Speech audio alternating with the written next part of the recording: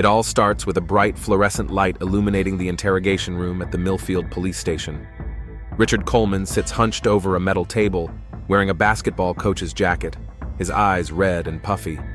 His hands, normally steady enough to demonstrate a perfect free throw, tremble as Detective Elaine Harper places a tape recorder between them. This is Detective Elaine Harper, Millfield Police Department. The time is 11:42 p.m., June 15th, 2024. I'm here with Richard Coleman, who has requested to make a statement. The camera lingers on Richard's wedding ring as he twists it nervously. "I killed them," Richard says, his voice barely audible. "I killed Sarah and Daniel." He looks directly into the camera, his expression vacant. "I shot them. I counted 20 times." The title, 20 Shots, a small-town tragedy, appears on screen. A slow aerial shot reveals Millfield, population 8,721, nestled between rolling hills and farmland. The narration begins, "Millfield is the kind of town where the Friday night basketball game is the biggest event of the week, where people don't lock their doors, and where everyone knows everyone else's business, or thinks they do." Mayor Alice Jenkins appears on screen, seated in her office adorned with photos of town celebrations. "The Colemans were Millfield royalty," she says, shaking her head in disbelief. "Richard turned our high school basketball program around. Sarah's bookstore was the heart of Main Street. What happened in that house? It's unthinkable." The documentary cuts to footage of the Colemans' modest two-story home cordoned off with police tape, neighbors watching from their porches in stunned silence. Detective Harper narrates over crime scene photos, carefully edited to avoid graphic content. "In my 23 years on the force, I've never seen a crime scene like this one. The shooter emptied the entire magazine, reloaded, and continued firing." The film introduces Sarah Coleman through photographs and video clips from community events. Sarah laughing at the town fair, arranging books for a reading at her store, turning pages, standing beside Richard at basketball championship celebrations. "Sarah had this way of making you feel like you were the only person in the room," says Linda Marshall, Sarah's best friend since high school, wiping away tears. "She loved this town, loved her family. She didn't deserve this." Daniel Mercer is introduced through similar montages, coaching Little League Baseball, overseeing construction projects, shaking hands with clients. His construction company sign, Mercer Building Solutions, We Build Trust, stands prominently on Main Street projects. "Daniel was divorced 2 years ago," explains his brother Michael. "He threw himself into his work, into the community. He was finally starting to seem happy again." The documentary returns to Richard's confession. Detective Harper slides a photograph across the table. "Is this the weapon you used, Mr. Coleman?" The camera focuses on a Glock 17 pistol in an evidence bag. Richard nods slowly. "I bought it 3 weeks ago. I told the guy at the store it was for home protection." He laughs bitterly. "I guess in a way, it was." The camera pans to archived footage of Richard and Sarah's wedding. They're young, radiant, dancing under strung lights at the Millfield Community Center. The narrator explains, "Richard and Sarah Coleman's love story began their senior year at Millfield High School sweethearts, who stayed in their hometown, built careers, raised a daughter, and became pillars of the community." Retired Principal Martin Gaines recalls, "When Richard returned to coach after playing college ball, we knew he'd turn things around. 5 state championships in 12 years. And Sarah right there in the stands for every game, wearing his old varsity jacket no matter how hot the gym got." The documentary cuts to police dash cam footage from the night of June 15th. A patrol car pulls up to the Coleman residence, responding to what the dispatcher described as a disturbance call. Officer James Wilson approaches the door, which stands slightly ajar. "I called it in," Richard's voice narrates over the footage. After it happened. I sat in the kitchen for almost an hour before I called 911. The footage shows Officer Wilson entering cautiously, his body camera capturing the moment he discovers the carnage in the master bedroom, though the actual bodies are blurred out. "Dispatch, this is Wilson. We've got 2 DOAs. Send Detective Harper and the ME and, Jesus, send everybody." Linda Marshall reappears, now seated in Sarah's bookstore among shelves of novels. Sarah changed after her mother died last year. It was like something woke up in her. She started talking about traveling, about how she and Richard had never left Millfield except for away games. She cut her hair, started taking painting classes over in Westfield. Linda pauses, visibly uncomfortable. I should have seen it coming, we all should have. The documentary introduces Daniel Mercer more thoroughly, through interviews with his employees and clients. Daniel rebuilt half the storefronts on Main Street after the flood 3 years ago, says Chamber of Commerce President Doug Winters. Gave people payment plans, hired local workers. He and Richard were on the Economic Development Committee together. They were friendly, not friends exactly, but friendly. Daniel's ex-wife, Catherine, appears reluctantly on camera. Our divorce was amicable. We just wanted different things. Daniel wanted to put down roots here, become part of something. I wanted to move to the city. She looks away from the camera. When I heard what happened, my first thought was that it had to be a mistake. Daniel would never... He wasn't the type to... She doesn't finish the sentence. The filmmaker visits Millfield High School, now empty for summer break. Trophy cases line the hallway, many featuring teams coached by Richard. Current and former players speak about their coach. Coach Coleman was intense but fair, says former team captain Jason Wright. He preached discipline, commitment, loyalty. His favorite saying was, "Champions don't cut corners." He'd get this look sometimes, adds current player Marcus Taylor, when someone missed practice or broke a team rule. Real quiet, real cold. We called it the deep freeze. Nobody wanted to be on the receiving end of that look. The documentary transitions to footage of Sarah's bookstore. A community bulletin board displays flyers for local events, including a notice for a book club meeting discussing The Awakening by Kate Chopin.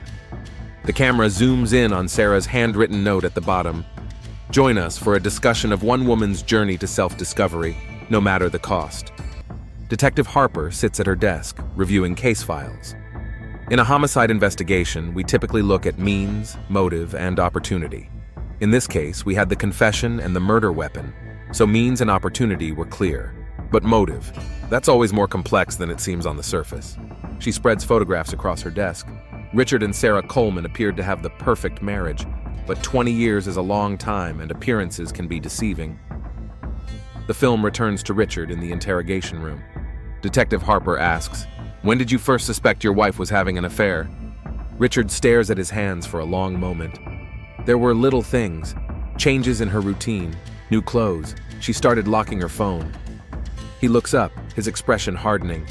"But I knew for sure 3 weeks ago. Sarah said she was staying late at the bookstore for inventory. I stopped by to bring her dinner. The store was dark, locked up. Her car wasn't there." "What did you do?" Detective Harper asks. "I waited. I sat in my car across the street until she came back almost midnight. She looked happy." Richard's voice breaks. "In a way I hadn't seen her look in years." The documentary cuts to security camera footage from a hardware store. The date stamp shows June 14th, one day before the murders. Richard is purchasing something at the counter, his expression unreadable. The day before the murders, Richard Coleman bought a heavy-duty lock and new blinds, narrates Detective Harper. He installed them on the bedroom door and windows. According to his statement, he was planning to catch Sarah and Daniel together. He told the school he'd be at an away game scouting a rival team. Instead, he parked his car 3 blocks away and watched his own house. The first chapter concludes with Richard's final statement of the interview. "I loved her for half my life," he says, his voice hollow. "Everything I did was for her and Grace. The coaching job instead of playing overseas, the extra training sessions, the summer camps, all so I could give them the life they deserved." He looks directly at the camera. "And she threw it away.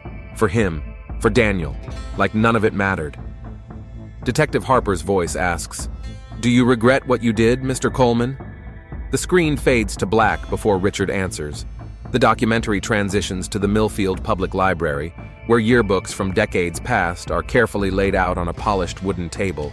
A librarian wearing white cotton gloves gently turns the pages of the 2004 Millfield High yearbook. "Most likely to stay together forever," reads the caption under a photo of teenage Richard and Sarah, her wearing his varsity jacket, him with his arm draped possessively around her shoulders. "High school sweethearts are a dime a dozen," the narrator explains, but Richard and Sarah seemed different. While classmates left for college and bigger cities, they stayed. building their lives around each other and the town that raised them. The camera pans across their senior portraits, then to their wedding announcement in the Millfield Gazette, and finally to a birth announcement for Grace Coleman. Dr. Vanessa Phillips, a family therapist not involved with the case, appears on screen.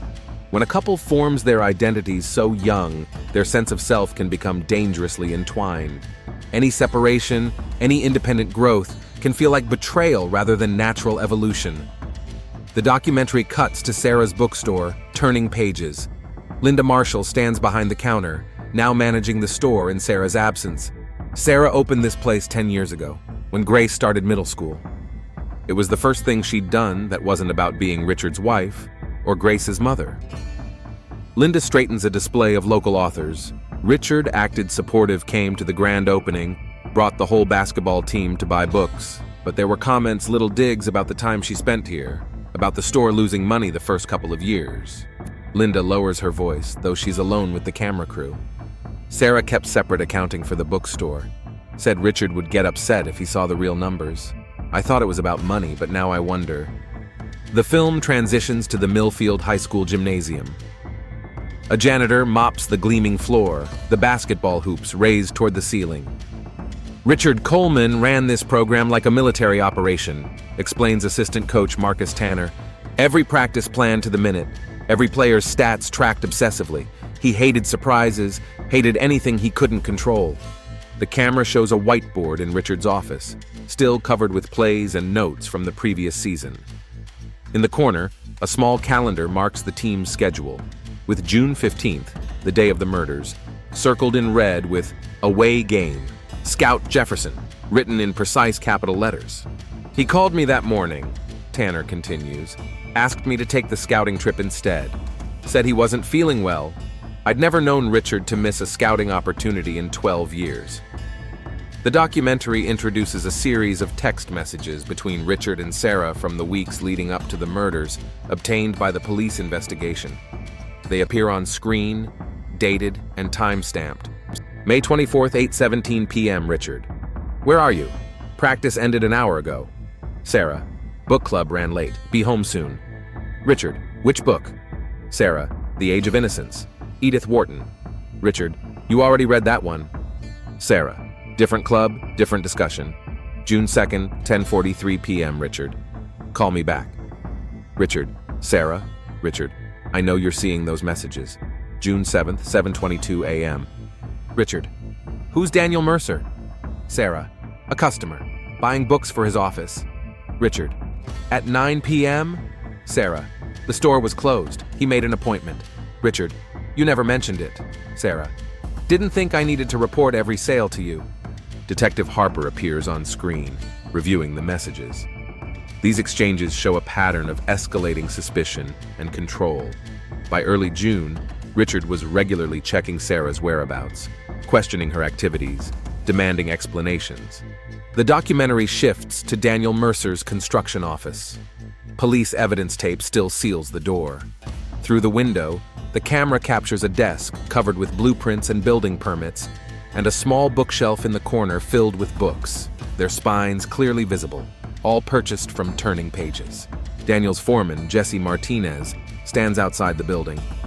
Daniel changed about 6 months ago, started reading a lot, talking about ideas. He'd bring books to the job site, quote stuff during lunch breaks. The guys gave him hell about it, but he didn't care. Jesse gestures to the bookshelf. Those all came from Sarah Coleman's store. Daniel said she was helping him expand his horizons, whatever that means. The film introduces security camera footage from Main Street, showing Daniel and Sarah having coffee at the Millfield Diner in January.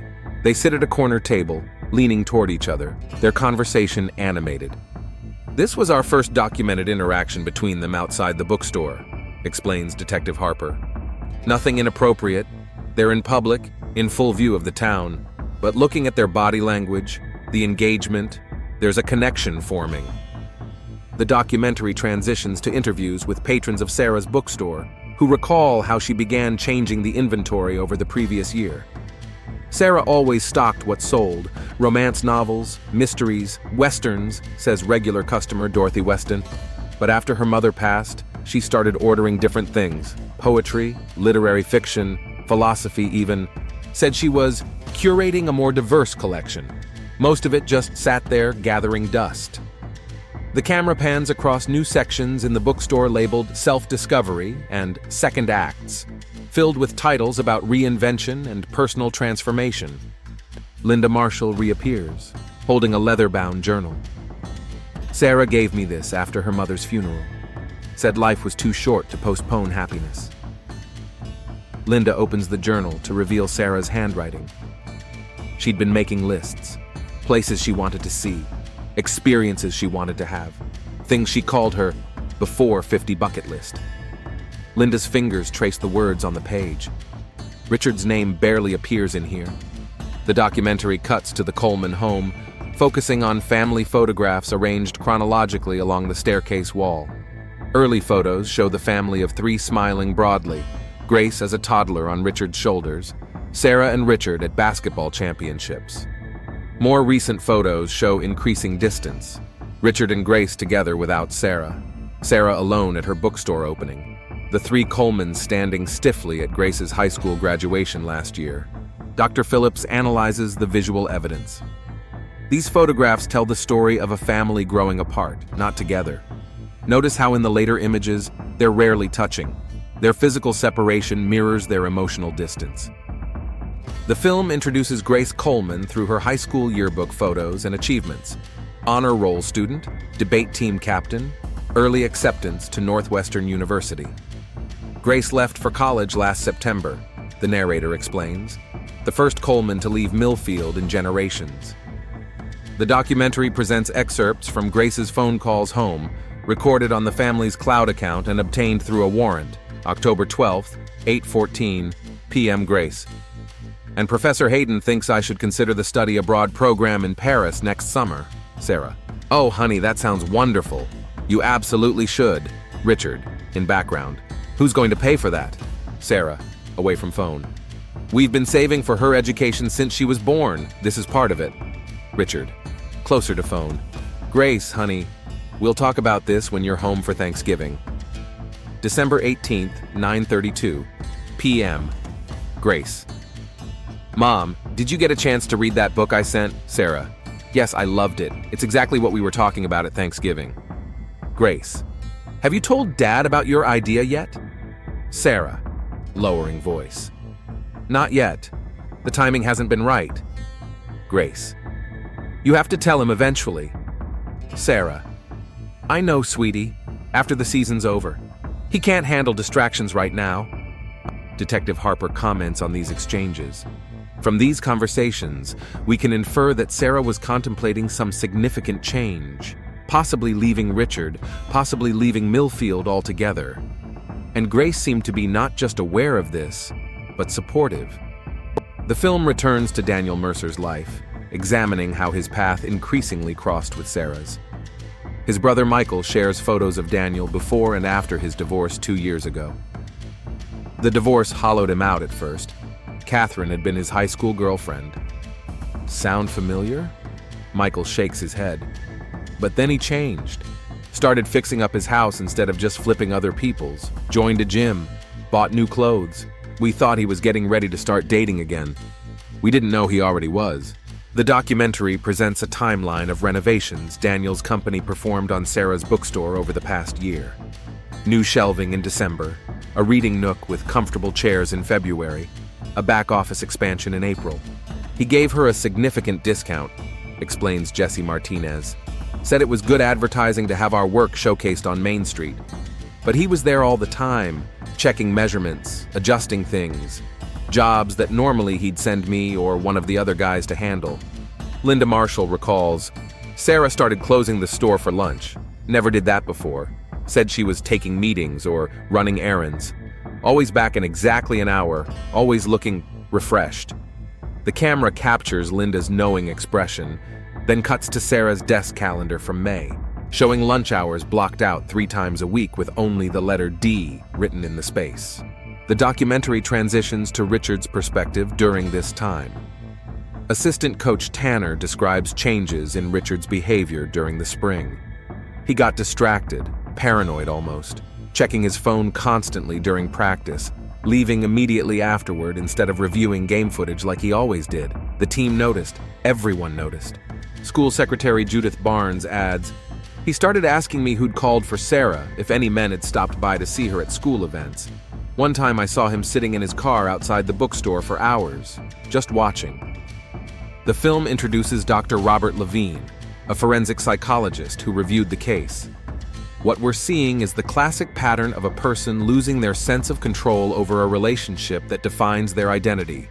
For someone like Richard Coleman, whose entire self-concept was built around being Sarah's husband, her high school sweetheart, her protector and provider, her independence would feel like an existential threat.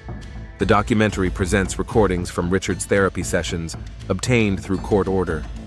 Richard's voice plays over a blank screen, March 10th. She's different since her mother died, distant. When I ask about her day, she gives these vague answers. 20 years together and suddenly she's a stranger in my house. April 22nd. I found receipts for clothes I've never seen her wear.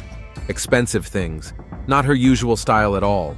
When I asked about them, she got defensive, said I was monitoring her spending. I've never monitored her spending. May 15th. I checked her mileage. The car had 67 extra miles on it after she said she just went to the bookstore and back. That's enough to drive to the lake house and back. The lake house that Daniel Mercer renovated last year. Detective Harper explains, Richard never confronted Sarah directly with his suspicions. Instead, he began gathering evidence, building a case. He installed a tracking app on her phone without her knowledge. He placed a voice-activated recorder in her car. The documentary plays a recording from Sarah's car, dated June 10th. Sarah, on phone, "I can't meet today. Richard's mother is coming for dinner. No, he's suspicious already. I know, I miss you too. Just a few more weeks, I promise. After Grace comes home, after I tell her in person, yes, I'm sure. I've never been more sure of anything." The camera returns to Richard in the interrogation room. Detective Harper asks, "What did you do when you heard that recording?" Richard's face is expressionless. "I bought the gun the next day." The documentary cuts to security footage from Bauer's hunting supplies on June 11th. Richard is seen purchasing the Glock 17. He appears calm, makes small talk with the clerk, completes the background check paperwork without hesitation. Store owner Frank Bauer appears on screen. Richard was a regular customer, bought fishing gear, camping equipment for the team retreats. Nothing unusual about him coming in. He said he wanted something for home protection with all the break-ins over in Westfield. Frank shakes his head. He knew exactly what he wanted. Didn't need to look around at all. The film shows footage of Richard at the store's shooting range that same day, practicing with his new purchase. His shots form a tight grouping on the target. Richard was methodical, Detective Harper explains. He didn't just buy a weapon, he learned how to use it effectively. The shooting wasn't a crime of passion. It was premeditated, planned over days, possibly weeks. The documentary returns to Main Street, where security cameras captured Sarah and Daniel having lunch at the Millfield Diner again on June 13th, just 2 days before the murders. They sit at the same corner table, but this time their hands touch briefly across the table. This was a calculated risk on their part, observes Detective Harper. Meeting publicly in a small town where everyone knows everyone. But it also shows a progression in their relationship. They were becoming less cautious, more open. The camera shows the diner waitress, Patty Simmons, being interviewed. "Sure, I noticed them meeting up. Didn't think much of it at first. Business lunch, I figured. But there was this one time, Richard came in right after they'd left. Asked me who Sarah had been with. His face when I told him, I've never seen someone go so cold so fast." The chapter closes with Grace Coleman arriving at the Millfield bus station on June 14th, the day before the murders. Security footage shows Sarah greeting her daughter with a warm embrace. Richard is noticeably absent. "I was supposed to pick her up," Richard says in voiceover from his confession. "I told Sarah I had a coach's meeting. I was actually following Daniel. Watched him pick up wine and groceries. Watched him make a reservation at the lake house for the following weekend, June 21st. They were planning to leave together after I left for the tournament in Jefferson." The screen fades to black as Richard's voice continues, "But they got impatient. Couldn't wait one more week. That was their mistake." The documentary opens Chapter 3 with Grace Coleman sitting in a sterile interview room at the Millfield Police Department. Her face is drawn, eyes hollow from grief and shock. This is the first time she appears on camera speaking directly. "Dad was waiting when Mom and I got home from the bus station," Grace says, her voice steady despite the emotion evident in her face. "He hugged me, carried my bags upstairs. Everything seemed normal, but there was this tension. Mom kept checking her phone. Dad kept watching Mom." The camera cuts to the Coleman family dinner table that evening, now surrounded by crime scene tape. Detective Harper stands beside it. "Their last meal as a family took place here," she explains. According to Grace's statement, the conversation revolved around her first year at college, her summer plans. Surface-level discussion only. Grace continues her account. "Mom asked about my study abroad application. Dad changed the subject. Typical Coleman dinner. Everything important left unsaid." The documentary presents a text exchange between Sarah and Daniel from that evening. June 14th, 9:43 p.m. Sarah, "He knows something. Watching me constantly. Daniel, should we move up our plans?" Sarah, "Grace just got home. I need to tell her first." Daniel, "I'm worried about you. His behavior at the committee meeting yesterday." Sarah, "It's fine. He has that tournament this weekend. I'll tell Grace tomorrow and we'll meet you Saturday." The camera shows Richard alone in his home office later that night, methodically removing the tracking app data from Sarah's phone. A split screen shows him reviewing the recordings from her car on his laptop, his expression hardening. On the night before the murders, Richard Coleman made 3 significant phone calls, narrates Detective Harper. Screenshots of his phone records appear on screen. First to the school principal, confirming he would be away at the tournament in Jefferson. Second to assistant coach Tanner, asking him to take his place at the scouting trip. Third to the Jefferson Lake Lodge, canceling a reservation that had been made weeks earlier. The documentary transitions to June 15th, the day of the murders. Security cameras from around Millfield track Richard's movements, dropping Grace off at Linda Marshall's house for a planned shopping trip at 10 a.m., purchasing ammunition at Bowers Hunting Supplies at 11:15, driving past Daniel's construction office at 12:30, parking 3 blocks from his home at 1:45. Daniel's cell phone records show him leaving work early, texting Sarah at 2:13 p.m. "Coast clear?" Sarah's reply, "Yes, Grace with Linda until dinner. Richard left for Jefferson an hour ago." Linda Marshall appears on screen, visibly distressed. "I was supposed to keep Grace all afternoon. Sarah said she needed to sort some things out before dinner. She asked me to keep Grace until at least 6 o'clock. If I'd brought her home earlier..." Her voice trails off. The documentary presents reconstructed footage based on Richard's confession, showing him entering his own home through the back door at 3:05 p.m. Audio from Richard's confession plays over shadowy reenactment footage. "I sat in the kitchen. I could hear them upstairs. I waited until I was sure, until there could be no mistake about what was happening. Then I took out the gun and went upstairs." Dr. Levine, the forensic psychologist, analyzes the timeline. The premeditation is clear, but there's also an element of ritualistic confrontation. He needed to witness the betrayal directly. For someone whose identity was built around his marriage, seeing was necessary for the psychological break that followed. The camera shows the staircase in the Coleman home, each step marked with crime scene placards. Detective Harper narrates, "Richard Coleman ascended these stairs at approximately 3:20 p.m. on June 15th. What happened in the next 5 minutes would destroy 3 lives and change this community forever." The documentary presents Richard's final statement from this portion of his confession. "I stood outside our bedroom door, the door to the room we'd shared for 20 years. I could hear them talking about their plans, their future. Sarah said she would tell Grace that night, after dinner. Said she thought Grace would understand." Richard pauses, his breathing audible. "Daniel said they'd be gone before I got back from Jefferson. Said they'd send for her things later. Sarah laughed and said she didn't want to take anything from this life into the next one." The film cuts to a final text message from Grace to her mother, never read. June 15th, 5:47 p.m. Grace, heading home with Linda, picked up ingredients for Dad's favorite dinner. See you soon. Love you. The chapter ends with Grace staring directly into the camera. "Everyone keeps asking if I saw signs, if I knew what Dad was capable of. The truth is scarier than that. Dad was always capable of this. His love was always conditional on control. Mom finally outgrew the conditions, and I lost them both in different ways. The documentary opens with aerial footage of Millfield at dusk on June 15th.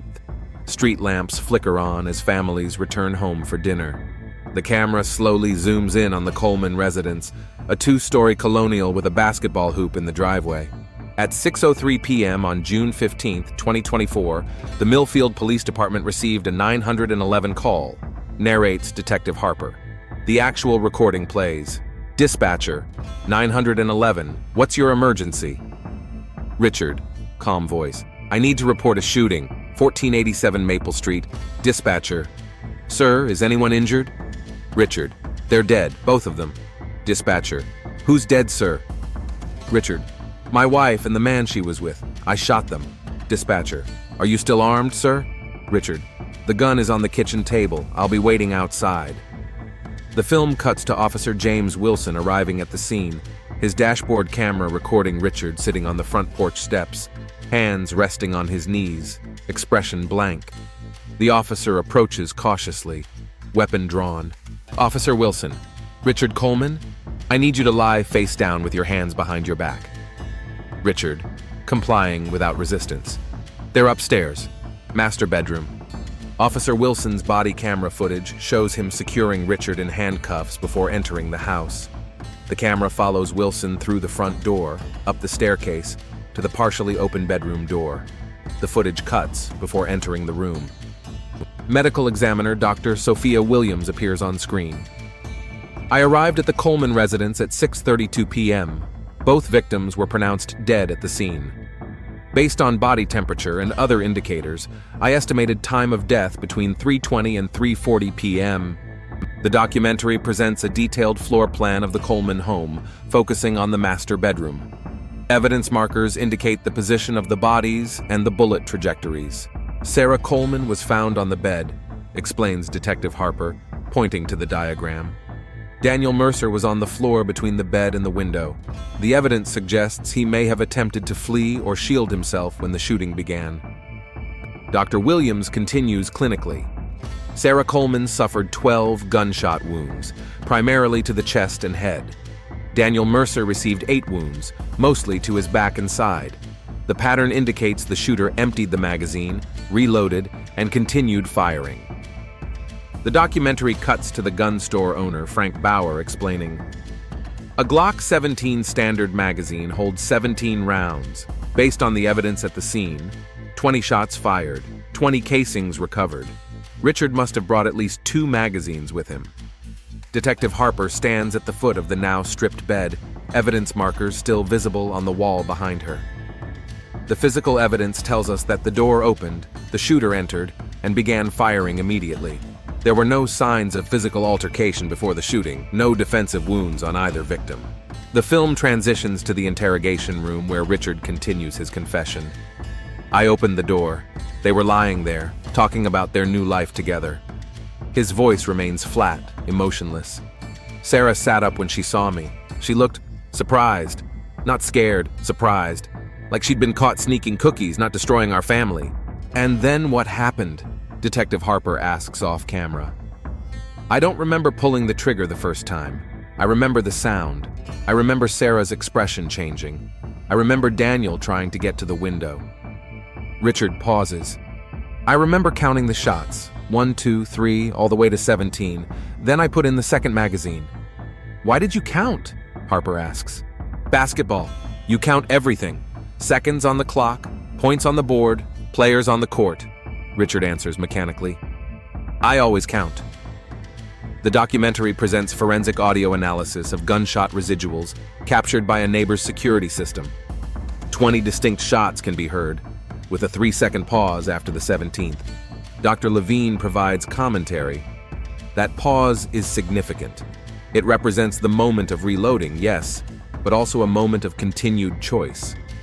Richard had fired an entire magazine. He'd already committed the crime, but he made the conscious decision to continue, to reload and fire 3 more times.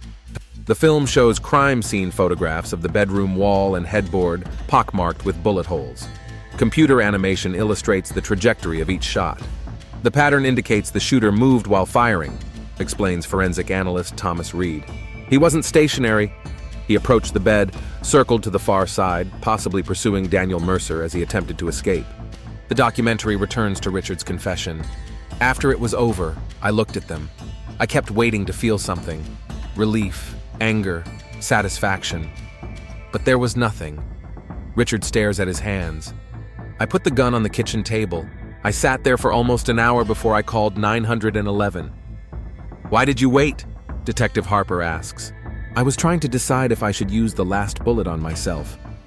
Richard answers matter-of-factly. "What stopped you?" "Grace," he says simply. "I couldn't leave her with no parents at all." The film transitions to Grace and Linda Marshall returning to the Coleman house at 6:17 p.m., captured by a police dashboard camera already on scene. The audio is muted, but Grace's expression of shock and collapse into Linda's arms is clearly visible. Linda appears on screen, tears streaming down her face. "I tried to shield her, to keep her from going inside, but she heard one of the officers say bodies, and she just broke away from me. She got as far as the stairs before they stopped her." The documentary shows Grace sitting in the back of an ambulance, a shock blanket around her shoulders, staring vacantly as the house she grew up in becomes a crime scene. Officer Wilson sits beside her, speaking softly. "I didn't understand what was happening," Grace says in present-day interview. "Dad was in a police car. Mom wasn't coming out of the house. Everyone kept asking if there was someone they could call, but all our family was in Millfield. Everyone I would have called in a crisis was already there, watching." The film presents a timeline of the critical hours. 2:13 p.m., Daniel texts Sarah, "Coast clear?" 3:05 p.m., Richard enters the house through the back door. 3:20 to 3:40 p.m., estimated time of the shootings. 5:47 p.m., Grace texts her mother that she's coming home. 6:03 p.m., Richard calls 911. 6:07 p.m., first officers arrive on scene. 6:17 p.m., Grace arrives home with Linda. Dr. Levine analyzes the significant time gap. There are nearly 3 hours between the murders and the 911 call. This wasn't a crime of passion followed by immediate remorse. Richard sat with what he'd done, processed it, and made the calculation to surrender rather than escape or take his own life. The documentary presents Richard's initial processing at the police station. Booking photographs show him still wearing his coaching jacket, his expression blank. Gunshot residue tests confirm he fired a weapon. His clothes are collected as evidence. "In my 23 years on the force, I've never seen someone so calm after committing such a violent crime," says Officer Wilson. He answered questions clearly, followed instructions perfectly. The only emotion he showed was when he asked about Grace, where she was, who was with her. The film returns to the interrogation room. Detective Harper places 2 photographs on the table, Sarah and Daniel as they were found at the scene. For the first time, Richard's composure breaks. He quickly looks away, his breathing becoming ragged. "I don't want to see that," he says quietly. "You created that scene, Mr. Coleman," Harper responds. "I know what I did," Richard whispers. "I just don't want to see it." The documentary cuts to Dr. Williams in the county morgue, standing beside 2 draped forms on stainless steel tables. The autopsy confirmed that either of the first several shots would have been fatal to both victims, she explains clinically. The additional shots, 15, perhaps 16 of them, were excessive and unnecessary from a physiological perspective. Dr. Levine adds, "The excessive number of shots speaks to Richard's emotional state, a complete psychological break. 20 shots isn't just murder, it's obliteration. He wasn't just ending their lives, he was erasing the betrayal itself." The film transitions to the Coleman home at dawn on June 16th. Crime scene investigators exit carrying evidence bags. The coroner's van departs with 2 body bags. Detective Harper stands on the front lawn, exhaustion evident on her face. In the 36 hours following the murders, we processed over 200 pieces of evidence, conducted 47 interviews, and executed search warrants on 3 properties and multiple electronic devices. The documentary shows the contents of Sarah's purse, cataloged as evidence: her wallet with family photos, bookstore receipts, a small notebook with the initials DM written inside a heart on the last page, a real estate listing for a house in New Mexico, and a confirmation email for 2 one-way tickets to Santa Fe, dated June 21st, the day Richard was supposed to be at the tournament in Jefferson. Daniel's phone reveals dozens of property listings he'd been reviewing in the Santa Fe area, along with job applications to construction firms there. They had a detailed exit plan, concludes Detective Harper.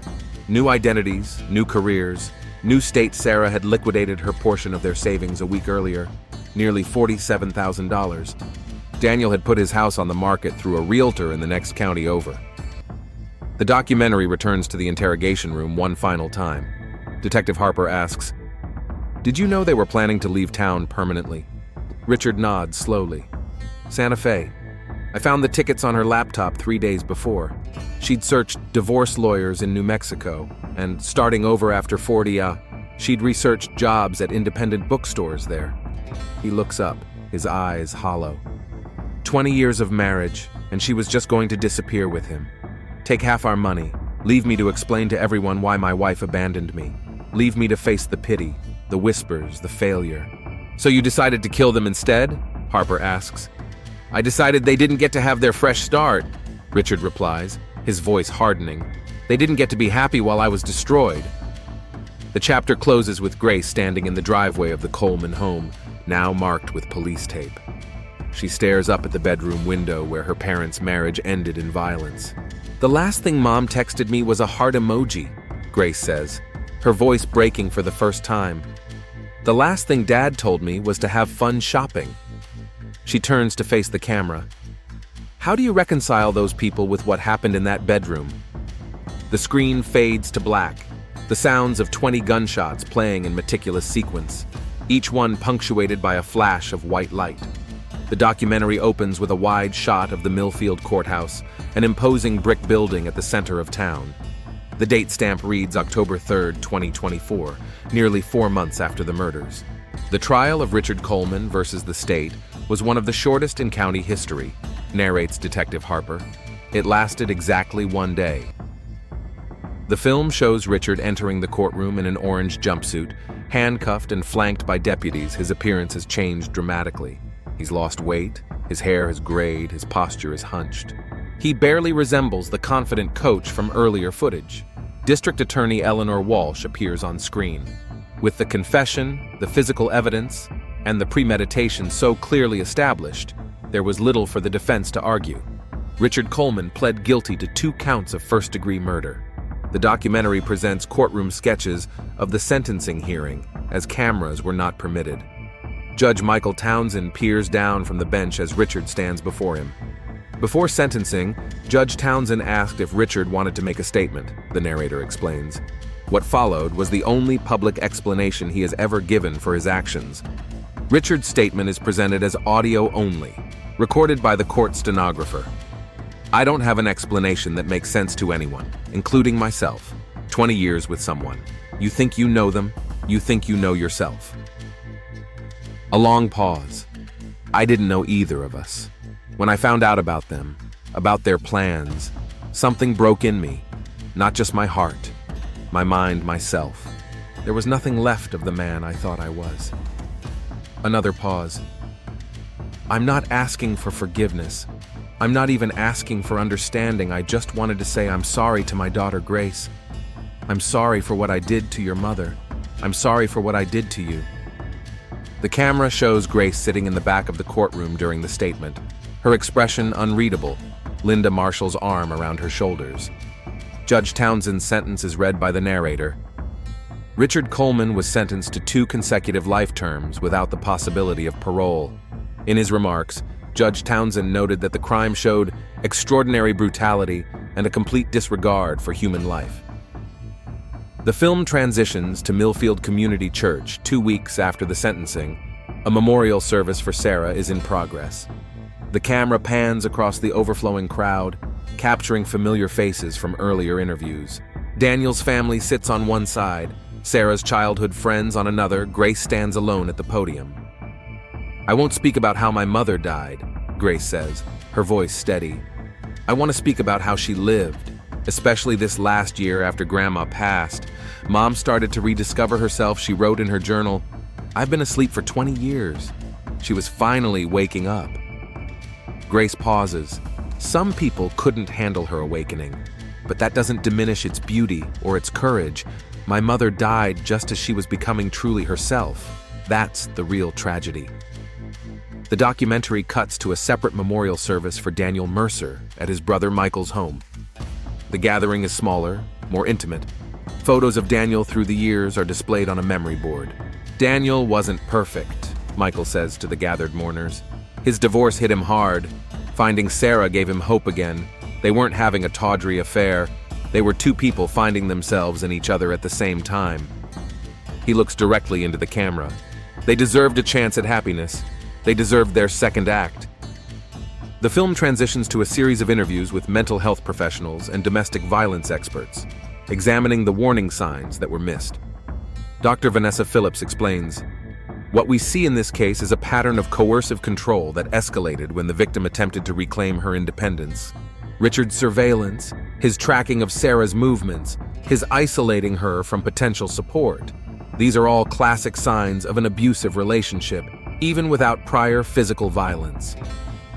Domestic violence advocate Rebecca Torres adds, "The most dangerous time for a woman in an abusive relationship is when she tries to leave. Sarah Coleman may not have recognized the extent of the danger because Richard had never been physically violent before. But control is the central issue in domestic abuse, not violence. And when control is threatened, violence often follows." The documentary presents statistics on domestic homicide, showing that many murders follow similar patterns to the Coleman case. A graph illustrates the correlation between a victim's attempts to leave and the escalation of violence.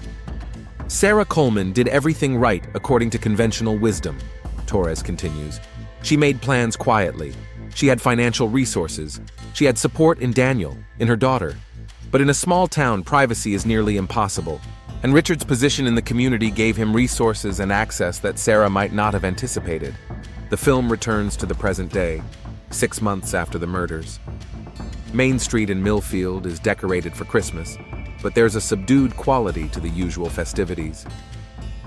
Turning Pages bookstore stands empty, a "for sale" sign in the window. Mayor Jenkins appears on screen again. "We're still processing what happened. This kind of tragedy doesn't just affect the families involved. It ripples through the entire community. Everyone in Millfield is connected somehow to Richard, to Sarah, to Daniel. Everyone feels implicated in some way." The documentary shows the Millfield High School gymnasium. The championship banners coached by Richard still hang from the rafters, but a plaque has been added to the wall, in memory of Sarah Coleman, beloved community member. "The school board debated removing the championship banners," explains the new principal, Dr. James Farrow. "But in the end, we decided that would punish the players who earned those victories. Instead, we've implemented comprehensive domestic violence awareness programs for all students and staff. If we can prevent even one similar tragedy, something good can come from this darkness."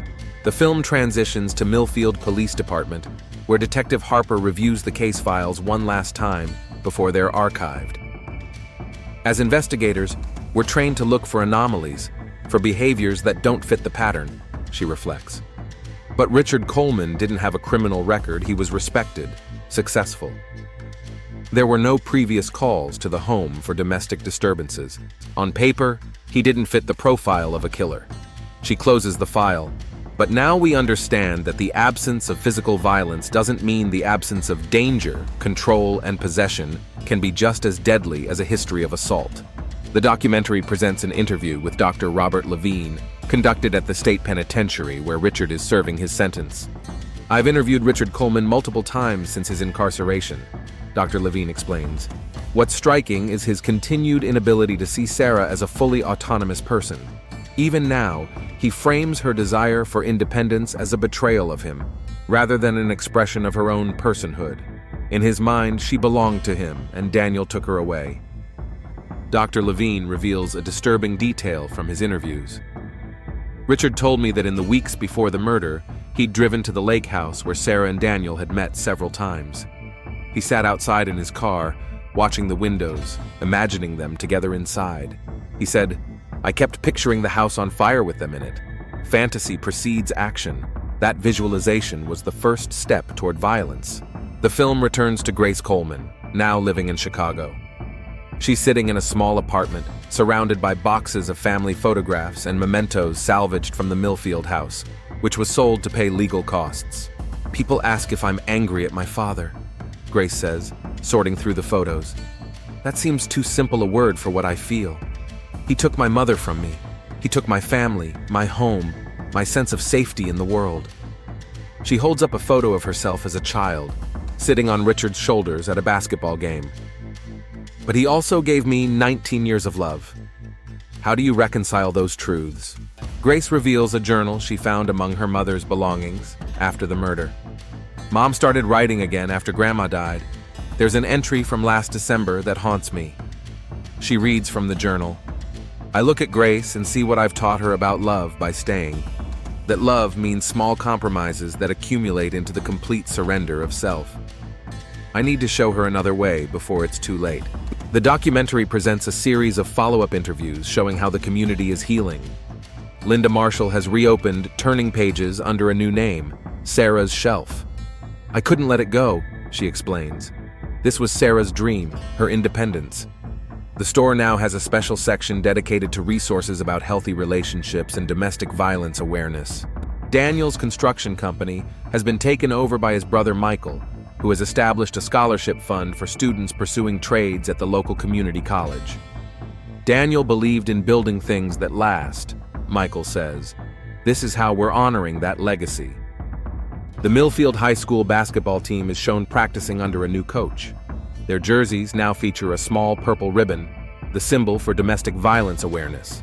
Detective Harper has started a training program for rural police departments, teaching officers to recognize the warning signs of coercive control before it escalates to violence. "The Richard Colemans of the world don't look like monsters," she tells a classroom of officers. "They look like coaches, teachers, business owners, respected community members. That makes them more dangerous, not less." The documentary returns to the Coleman house, now occupied by a new family. The camera lingers on the driveway where the basketball hoop once stood, now replaced by a swing set. "Life in Millfield continues," the narrator observes, "but the community has been irrevocably changed. The tragedy of Sarah and Daniel's deaths forced a reckoning with uncomfortable truths. That violence can hide behind respectability. That control can masquerade as love. That knowing everyone in town doesn't mean truly knowing what happens behind closed doors." The film's conclusion returns to Grace, visiting her mother's grave. The headstone reads simply, "Sarah Lynn Coleman, 1986 to 2024, finally awake." "My mom used to say that small towns have long memories," Grace reflects. "I hope that's true. I hope they remember her as she was becoming. Not just as she ended. I hope they remember Daniel for his kindness, not just his relationship with my mother. And I hope they remember that my father was once a good man who lost himself to possession and control." She places flowers on the grave. "Most of all, I hope they remember that 20 shots aren't fired without warning signs along the way. The next time, maybe someone will recognize those signs before it's too late." As the credits begin to roll, a final statistic appears on screen. In the United States, 3 women are murdered by a current or former intimate partner every day. The screen fades to black.